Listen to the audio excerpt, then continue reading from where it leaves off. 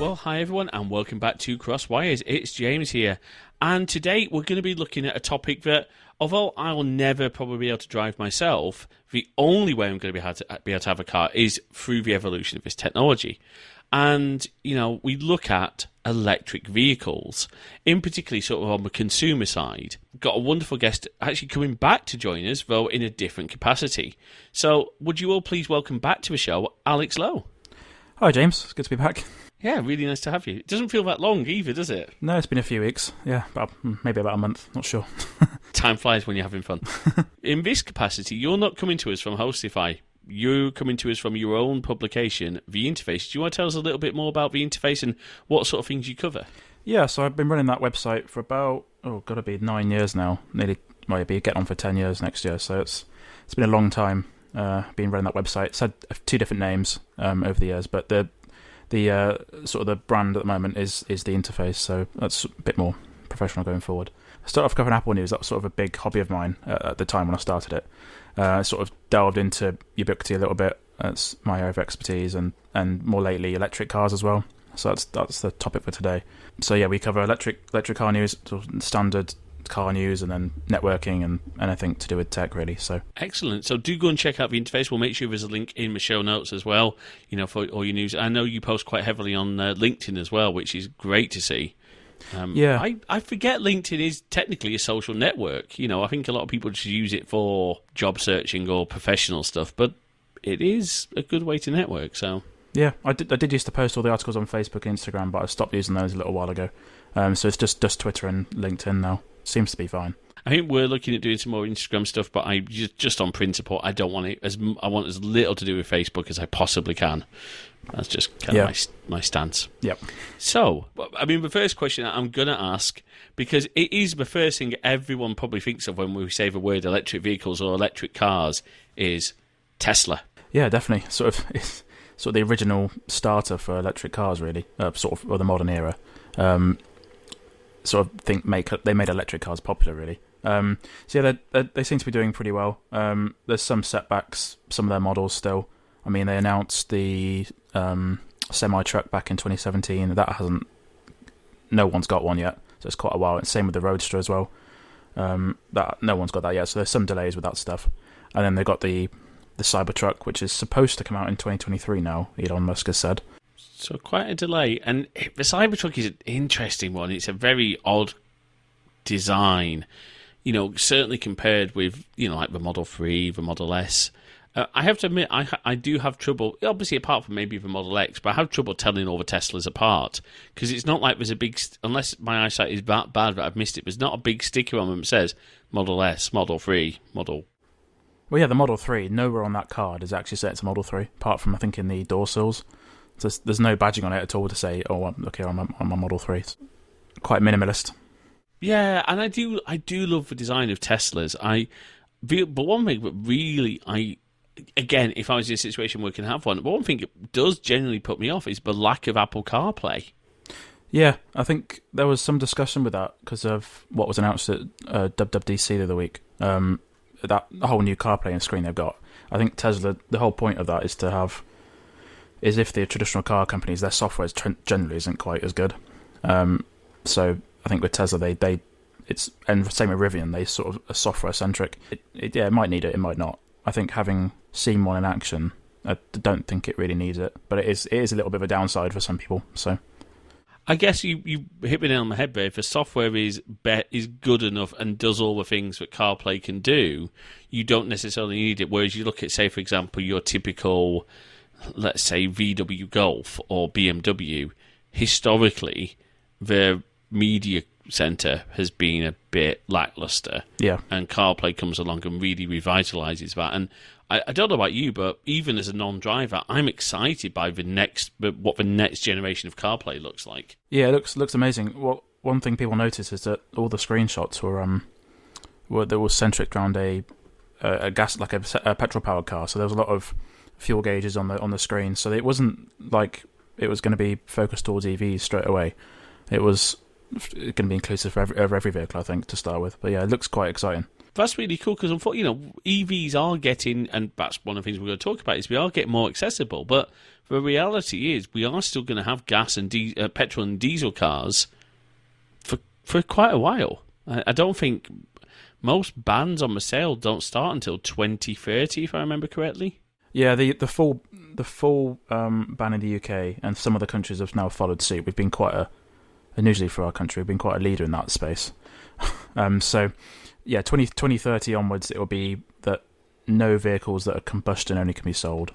And then at the moment, it's 2035 onwards is when everything has to be electric only. So from that 5-year gap between 30 and 35, some hybrid models can be sold. Right, okay, so it's not a straight jump to EV, it is, you can still sell hybrids in that 5-year gap. Yep. One question for you, I don't know if you will know this, does that just apply to new car sales, or does that also encompass used car sales as well?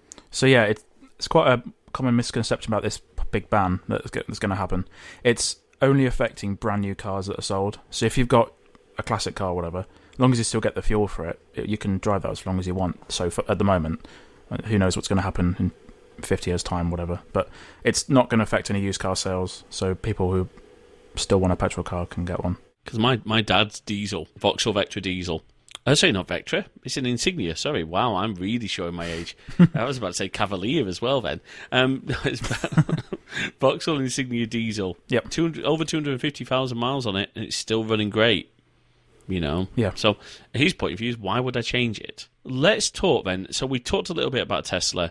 Let's talk about some of the EV makers that we haven't maybe heard of in terms of, when we think of the big names like Volvo, Volkswagen, Citroen and Vauxhall. Yep.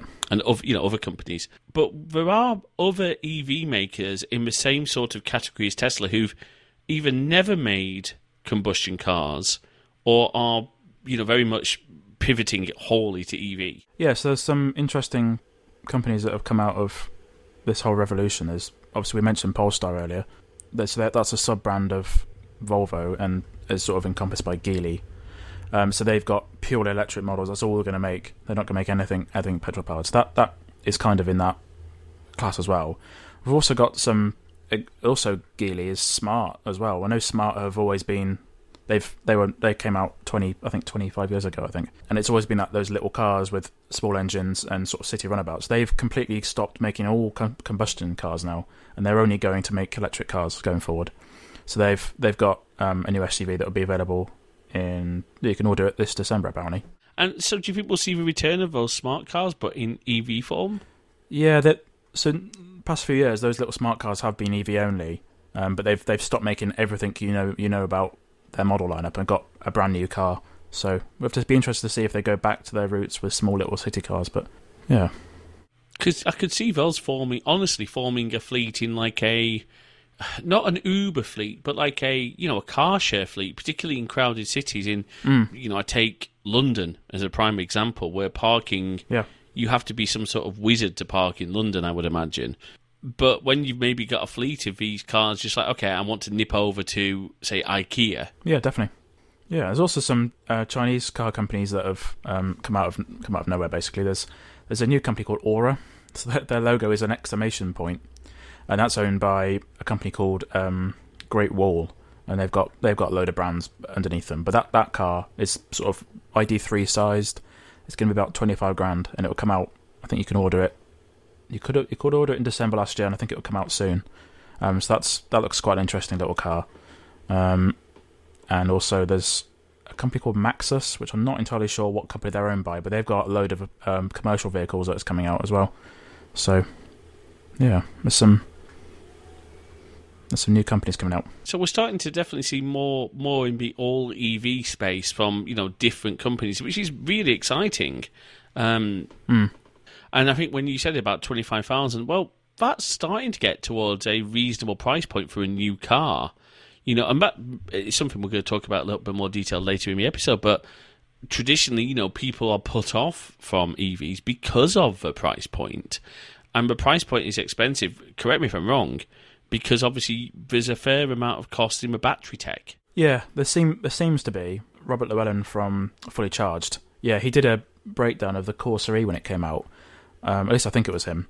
And the the standard Corsa, the petrol one, is like 20,000, I think, and then the electric one's 30. There isn't that much stuff in there that's going to warrant 10 grand extra.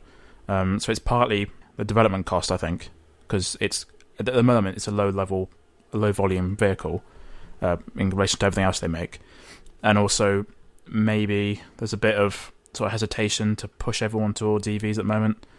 From those couple of companies, I'm not. It's purely speculation, but I'm not entirely sure. I think you might be right. Might be right there. There's certainly, and that kind of brings us into our next topic: is the traditional car makers. You've mentioned the Corsa. So for our American listeners, we should probably explain that the Corsa is a lovely little small car by Vauxhall, who are in Europe Opel, and who are they still? Is that whole group still owned by GM? No, that's interesting. So the very start of the pandemic, sort of January 2020, GM sold Opel Vauxhall. Basically, they sold it to the company that owns Peugeot and Citroën. Okay. And there was a lot of shuffling that went on at that time. So the company that owned Citroën and Peugeot was called PSA. They owned Citroën, Peugeot, and DS. So at that time, they formed a new company called Stellantis and merged FCA and all the Citroën brands into one massive company. And they now own Vauxhall, Opel, Jeep, Fiat as well, and Chrysler. It's this huge company. So if you go out and buy a Vauxhall now, it's basically a Peugeot underneath. Which is incredible when you think about the sort of competition we used to have between like the French-made cars and, you know, something like a Vauxhall Cavalier or a Vauxhall Astra. My dad's had many Vauxhalls in his time. But to think, you know, again, that we're all merging. And it's the same thing, you know, when we look at other car groups like the Volkswagen Audi group, who are... Okay, I'm going to try and remember this off the top of my head, so correct me if I'm wrong. Obviously, Audi. Bugatti is one I didn't realise we're in that group. It is, yeah. Yep. Volkswagen, obviously. Skoda. And Seat, if I remember correctly. Yeah, and they've also got Lamborghini, Porsche, and there's some sort of deal going on between... what's that company called? Rimac. So Rimac are another company that make electric supercars. And Rimac is now half owned by Bugatti and Porsche, I think. There's some sort of partnership going on there. So yeah, the Volkswagen Audi group's quite huge. It's been large for a long time. Who's the is it Cupra or? Yeah. So Cupra is another new company that it doesn't make EVs. It makes one EV, but it's Cupra used to be a sub brand of Seat. It used to be their GTI sort of thing. So you'd have a Leon Cupra, and that would be the sporty version. So Cupra got fanned out into a separate company 2018, and they just make... They've got a few of their own vehicles now, but they were making just sporty versions of Seat with different branding. Interesting. So, obviously, that's, you know, we've got a lot, and, you know, when we look over the pond in the States, and you've got, again, huge numbers of car companies, you know, and brands that people recognise. And we're starting to see a lot of these companies start to pivot either existing models or new models into EVs. So where are we on that journey? So if we take, for example, if I give you maybe a couple of examples of classic combustion cars from big makers. So the ones I particularly think of are like the Volkswagen Golf, the Vauxhall Astra, maybe something like the Ford Focus. And I do apologise to our American listeners. I don't know American cars, so maybe, Alex, you can help out a little bit there. But, yeah. Yeah, we'll go for those three. So the Golf did have an electric version a little while ago called the e-Golf, and they've stopped making that now. So everything that Volkswagen is going to be focusing on now is the ID range. ID3, ID4, ID5, and then the ID Buzz and all that sort of stuff. So the Golf is not going to be part of Volkswagen's future going forward. It's there at the moment. There's a new one that came out a little while ago. So it's there in hybrid form and combustion form, but that won't be part of VW's future going forward, which is interesting. And they are styled very differently as well. I've seen a couple of the IDs. They are not taking that Golf styling or... so is now my knowledge of this, is it the ID3 would be about the equivalent of a Golf? Yeah, the ID... when you make a car electric, it comes up with some interesting side effects, basically. So the wheelbase of an ID3 is the same as a Golf. Because you can stretch the interior space and you can move the There's nothing. There's no engine in the mid. There's no engine in the front, so you can move the cabin forward. You can do different things, and the wheelbase of the ID3 is the same as a Golf, so it's going to be easy to park and stuff. But the interior space is that of a Passat, so another class jump. Just that packaging, it reveals some interesting side effects. So that is a good point, because again, the battery is literally, in most cars, it's literally underneath a passenger cabin. Yep. If the electric car has been done from the scratch, then the floor will be batteries. If it's been done post, it's a bit different. But yeah, the ID range is looking quite good. The software isn't the best at the moment, apparently, for what I've seen, but they should improve that at some point. So that's the Golf. The Astra you mentioned. So the Astra, up until recently, was still the older one, pre Stellantis takeover. So that was still using GM bits. They just launched their all new Astra, so it's completely different. It's based on a Peugeot, and there will be an electric version coming out next year that they've said, with quite interesting figures. So, and what about on the Ford side? So the very start of this sort of commercialisation of electric vehicles started about 10 years ago, or 10, 11 years ago. So 2010, that's when the Leaf came out, and Ford tried in America the Focus Electric in 2011. It didn't have much range. It was a bit of an experiment, I think. That's the only thing they've done. At the moment, Ford don't have anything in that size that's electric. The only thing they've got stateside and this side is the Mustang Mach-E, their SUV. Yeah, which isn't exactly an accessible vehicle, really, is it? For it's quite expensive. Yeah. Now we talk about the Nissan Leaf. I will say I've had the pleasure of being driven around in a Nissan Leaf. Wonderful. I mean, I personally like the styling of a Leaf. Yep. But if I remember correctly, its range is, shall we say, not amazing. The first model, because it came out at the very start, it's got about 100 miles of range. But the newer one has got much better range. I think it's 200 and something, 250, I think. So the newer one is up to speed with the rest of the vehicles. That's good. And as you said with the Corsa, you are seeing a price premium on that jump to electric. So you're not going to get necessarily an EV version of your favourite little Fiat or your favourite little... I mean, again, and with that whole big Citroen company, I know that they've got a lot of stuff in their range in terms of EVs. It's quite interesting to see so many... Like, I was watching YouTube ads, and so the Volvo C40 Recharge I've seen advertised.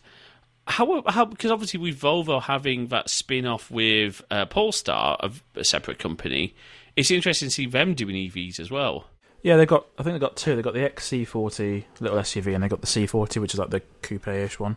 It is a bit weird having two companies that are related. But I guess there are people that are quite brand loyal to Volvo and don't want to move away from. I guess that's probably why. There's something about Volvo, isn't there, in terms of its brand recognition and its how to put it politely, status. Yeah. So yeah, I see what I mean. What do you think, then, Alex? Is maybe from what a known car manufacturer? If you were to say pick maybe one or two models at the moment that really stand out to you, either things that are out now or things that are coming down the pipeline, but you would say watch out for these. These are potentially going to be really good. The ones that are coming soon, probably that Aura Funky Cat EV that's coming out. That's such a good price point, and it looks quite cool as well. I guess you'll put a link in the description for it. But yeah, that looks quite retro. It's nothing like we've seen before, I don't think. It looks some interesting light effects at the back. That's quite good for the price. Okay. And then also the one that is out at the moment is some of the MG ones, actually, I think. They got the MG ZS EV, so that's, from memory, it's quite a good price. There is a petrol version as well, which is actually quite cheap, really, for what it is. But the EV one seems quite popular. I've seen quite a few around where I live, so that's one to look out for. There are some more premium hatchbacks, like the Honda E and the Mini E, but for the price they are, the range isn't quite as good as it should be. No, I did see a Mini E. I saw one the other week when I was up north. Amazingly, yeah, the Northerners have electric vehicles. And I mean, sorry to all my northern friends. I am a northerner. I can make this joke. I'm allowed to get away with that joke. But it's interesting. So that nicely, we talk about range, and we talked about range in relief. Let's talk a little bit about range and charging, particularly. And again, I apologise to our US listeners. Our experience is probably quite UK centric. So what I will say at this point is, I would love to, in the comments or email, share your stories of range, share your stories of charging networks where you are. We'd love to hear that. But Alex, first of all, sort of where do we stand now in terms of sort of what would be an acceptable range that you'd be looking at out of an EV on the market today? I'd say about 200 miles, personally. That's probably quite a good level for everyone. I mean, one big thing that people might miss is that you might look at how many miles an electric car can do that you're going to buy. How often are you going to do 200 miles in one go? And how many miles on average do you do a day? So back when I worked at an office, not from home, I would do 15 miles there, 15 miles back, so that's 30 miles a day. That's not going to touch the sides of a modern electric car, really. And you could get away with charging that every 3 or 4 or 5 days, potentially. Admittedly, you have got those longer journeys that you want to do, but the speed at which the speed at which you can charge off the charger network is actually quite, if you've got a modern electric car, it's actually quite rapid, really. I mean, most cars can now do 0 to 80% in half an hour off the DC fast charging, yeah. There's quite a mix of charging standards around. Is that still a big concern, or...? There's about 3 from memory. The most popular one in Europe and this country is CCS. So it's got that weird, like, mushroom shape. As far best I can... Yeah. So that's got that's for DC. And then also, in the same connector, you can use a Type 2. So I think that's what Tesla use. Ah, okay. So it's something. It's a bit more universal. So if you're having particularly because a lot of people who have EVs will want to have them a charging point installed if they own the property. Yep. Will want to have something installed at home. So I'm assuming most people would go for a CCS charger here in the UK. Well, if you have one at home, you'll generally end up with a Type 2. So it's half of that CCS plug. That's AC charging, that one. You'll get the speeds you can get off a home electrical system. Generally, the CCS ones use where you've got DC fast charging. When we talk about the charging network in this country, it's actually quite, and especially in America as well, that's going to open up. Tesla are actually opening up their supercharger network to third-party EVs, which is amazing news. Oh. Because Tesla have obviously poured a lot of money into developing their charging network, and to allow people to charge their non-Teslas at those points. It's actually quite a good thing, really. Yeah. That is a big deal. Yeah, the way you pay is a bit different. So with a Tesla, your account is on the Tesla. As soon as you plug the car in, it knows who you are, and then it'll just debit your account. So if you've got a non-Tesla, you have to use the app on your phone to activate the charger and then pay that way. But there's some other stuff as well. The Shell they've turned one petrol station forecourt in London somewhere.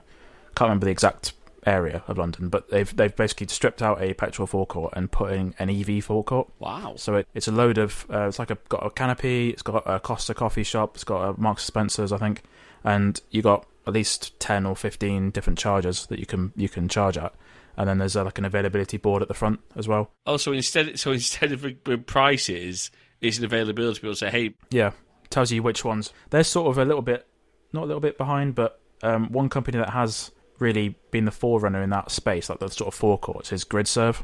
So on the motorway system in this country, you've got I think it was called Electric Highway, well, not Electric Highway, I can't remember the exact name for that charging company that did all the motorways, but GridServe bought them a little while ago and have improved their reputation a little bit. They've also opened 2 of these electric forecourts, so it's these massive, well, not massive, but these big buildings, 2 floors. They've got all chargers outside in the canopy. They've got Tesla chargers as well. They've got cafe, Marcus, they've got a shop as well, and they've also got what they call an EV experience centre.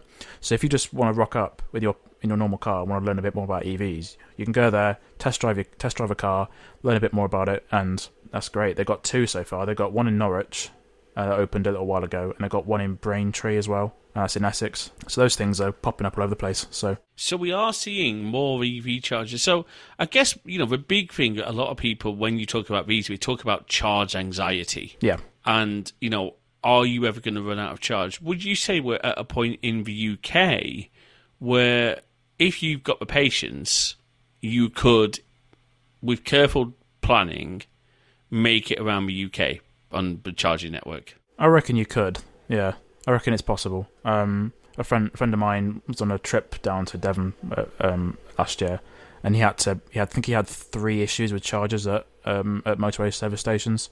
So that's a little bit why Grid Server sort of have bought the company and improving them, because they're a little bit dodgy. I think Ecotricity, I think it's called. That was it. Yeah, I think it's possible if you're, especially in a Tesla or a Mustang Mach-E, for example. Those are 2 I know of that have predictive planning built in to the sat nav, so it will know where you're going, how much range you're going to have. It'll adapt itself to how badly or well you're driving, and then it will tell you where to go and charge. So which is quite good. That is really good. So and I'm seeing more and more EV chargers. Where was I today? No, it was yesterday. It was actually at the job centre. Okay. So it looks like we've got charging points for the DWP staff. Okay. Yeah. Like, didn't realise my tax money was going to charging civil servants' ID3s, but there we go.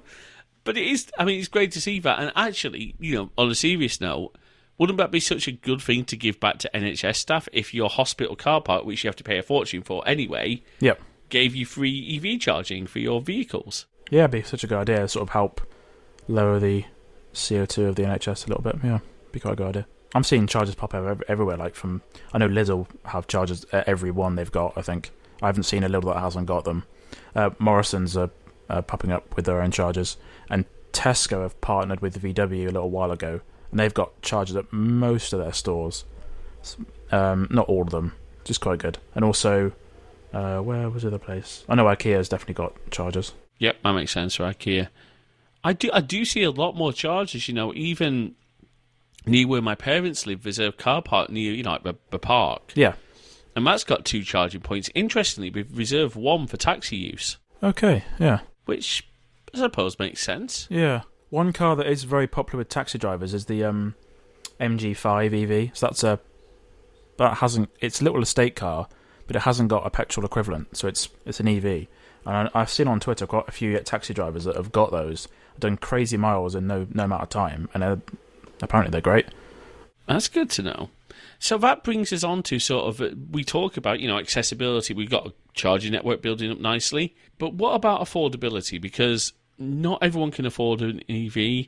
Where are we in terms of affordability? Where are we in terms of filtering down into maybe the used market? Yeah, so there are some. So in terms of the new car market, there's the cheapest new car on sale that's electric is as far as I know, it's the Volkswagen e-Up. So it's a little up city car, and it's an electric version. They had a this is 2nd generation now, so that's 19,000 that one in the UK. It's about 150, 190 miles of range, depending on how you drive it. But the difference with that car is it's not built from the ground up to be an EV. It's just a petrol car that's been stripped out, and they've shoved in some batteries where they can find space, basically. Not ideal. Yeah, because it's not part of the ID range, then. It's part of the old Volkswagen range. It's almost like a stopgap until they make a smaller ID car. But I haven't driven one, but they seem pretty good from what I can see. But in the rest of the market, most electric cars are 25 grand plus, really. I mean, some of the premium hatchbacks I mentioned earlier, like the Fiat electric, the Corsa and stuff, they're 30 grand plus, basically. Hopefully at some point it will get a bit cheaper. But something like the Model 3, that was promised to be a 35 grand car when it came out, and it's 48 grand onwards at the moment, so it hasn't quite got there, unfortunately. And one car I'm hoping that will get launched in this country is from Dacia, famously quite a budget-friendly brand. And over in Romania, their home country, and in France, they've got something called the Spring, which is on sale. And if you convert the euro price from France to this country, it's 10 grand. Whoa. Yeah. So I'm looking forward to have that car coming here if it does. What sort of size is it? The size is about city car size, so it's like slightly bigger than up. So okay. It's got 5 doors. It's not massive, but yeah, there are a few limitations with it, like creature comforts and things. But for 10 grand, I think you can't really go wrong. No, that's really interesting. So when you said Dacia, all I could think about was James May in Top Gear. Yeah. Yes. Who notoriously were not fans of EVs. No. But hey, in terms of the used market, are we starting to see EVs filter down into the used, or does it not kind of work that way with EVs? Yeah, it does. So what we mentioned, the Nissan Leaf from earlier, the first generation from that car is about 10 years old. There are some models on sale on the internet, about 6 or 7 grand. You'll still get the 100 miles range out of it if you drive carefully. So, I mean, and there are some Renault Zoes on sale for about the same sort of price from 2015 era. So okay, they're getting there. Yeah, they are starting to get, if you've got a little bit more money for a used car, they're starting to get there. That's really good. It might even get cheaper because at the moment we've got this massive surge in prices for everything, so especially cars. So maybe in the future when everything sorts itself out, that might get a bit cheaper. I mean, the final question I really want to touch on with you is about environmental and particularly cost concerns in terms of the charging and the charging costs and the environmental impact, because everybody says electric vehicles are better for the planet, but then other people say, well, hang on a second, you're charging your car off the electricity network, which is still predominantly gas or coal. My viewpoint, and I'd love to hear your take on this, is, well, yes, that's true, but you're then not adding a second combustion fuel source into the mix. You're not adding extra pollution. That power station is running anyway, is producing that pollution. You're not then adding to it. Is that a fair assessment? Yeah, it has to be said. I've heard some other people say this before, that in running an old car for a long amount of time, it's a lot better for the environment than buying a brand new one, basically. So if you're the sort of person that leases a car every 2 years, the energy gone into producing that car from brand new is actually quite extortionate. So it is better sort of to keep an older car running for longer and keep that maintained. But in terms of what comes out the back of the car, it's nothing with an electric car. And yeah, you are, whatever you put in the car is coming from somewhere else. But at some point last year or the year before, I think we had hit a target of not running the coal power stations for X amount of time, which is amazing. So every day there are more. It's not like the whole energy source for the whole country is going to be stuck in one place for a amount of time. Every day they're adding more panels, more solar panels, more wind turbines, everything. So it's actually going to go up of where it's going to come from. Yeah, obviously there are some people with more money that have done it themselves at their own home. You've got solar panels on the house, you've got a Tesla Powerwall, and it stocks itself up with the power in the day, and then it charges your car. So there's nothing you're doing that's bad, basically. So that's one option if you've got the cash to do it. In terms of what comes out the back of the car, it's obviously there's nothing that comes out of it. So yeah, that's really good. And of course, we're starting to see more and more. Lots of example, Bulb, the electricity supply, admittedly not in a great shape. They are technically bailed by the government, but they do an EV charging tariff where you can save money by charging overnight. So you get like a period of cheap electricity to charge, which is really good. I personally believe EVs are great, and I think a good friend of mine, Josh, whose dad owns the Leaf, and he was the one who drove me around in it. He said to me, actually, we've had to make it so that at low speed, these EVs actually make some sort of audible, almost like engine noise, so you know that they're coming. Yeah, I was in a car park and one reversed out behind me. And I think without that noise, I wouldn't even known it was there. So it's just, they make like that weird hum noise as they're reversing. Yeah, yeah, it's really interesting. It was a great experience. I felt no less safe in an EV than I would do in a normal car. And there's no reason to feel less safe. They are manufactured to the same standard. If anything, you've not got a bunch of petrol riding around with you. Admittedly, you do have a load of lithium-ion, but still. And I think for me, it seems like EVs are becoming more accessible. As you said, we talked about the charging networks more accessible. How long, if I were to say to you now, how long do you think it will be before, the average working person, maybe, a customer service rep or, someone working at Aldi or Lidl will be able to say, actually, my next car will be an EV and I can affordably do that? It will have to be by the cut-off date. The car companies will have no choice but to work out a way of making them cheaper. Otherwise, no one will buy them. So they won't have any new. They don't make money off people buying used cars. So they're going to have to work out a way of making them cheaper in 10 years' time. We've come an extremely long way since 2010. Extremely long way. Things have got more efficient. They've got cheaper. So another 10 years on, well, 9 years on, we'll be a long ways there, I think. Very good point. I'm looking forward to that future. I'm, on a whole different subject. Obviously, we look at EVs. Not all EVs are going to be self-driving, but obviously you've got the promises from Tesla of full self-driving. Well, that's another episode entirely on its own, and requires a lot of detailed research onto how that AI works. Because from my understanding, the only way that someone like myself with my visual impairments is going to be able to drive is once we hit level 5 autonomous driving, where there's no human intervention required whatsoever. Yeah. And those sort of cars won't look like the sort of cars we have today with, with interfaces, I don't think. And I don't even think, to be honest, I don't even think those sort of cars will be something you would buy. They'll probably be almost like... Did you ever see Total Recall with the Johnny Cabs? I don't think so, no. Okay. No. So I'll try and find a clip and put it into the show notes. If I can't, I apologise first. But the idea is that you would call this car, it will be self-driving, and it would just be like a taxi service, but without a human driver. So you're just paying for the mileage, not the person's time. It's interesting, yeah. It'd be interesting to see how long that takes to get there. Absolutely. They have to be powered by EVs to make them affordable, so let's see how that does. Alex, thank you so much for your time again. It's always a pleasure to have you on the show. That's all right. Where can people find you on Twitter, etc.?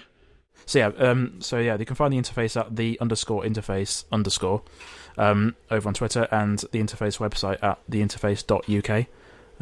Yeah, thank you for having me on the show. My pleasure. So you can follow us at CrosswiresMG. Make sure you check out the show notes for this episode at crosswires.net. And of course, check out the YouTube channel, crosswires.net/YouTube. And drop us an email at podcast@crosswires.net. I'd love hearing from people, so please do reply to us on Twitter. Post a comment in the comment section on this post. Or if you're a Good Pods listener, rate us on Good Pods, leave a comment there.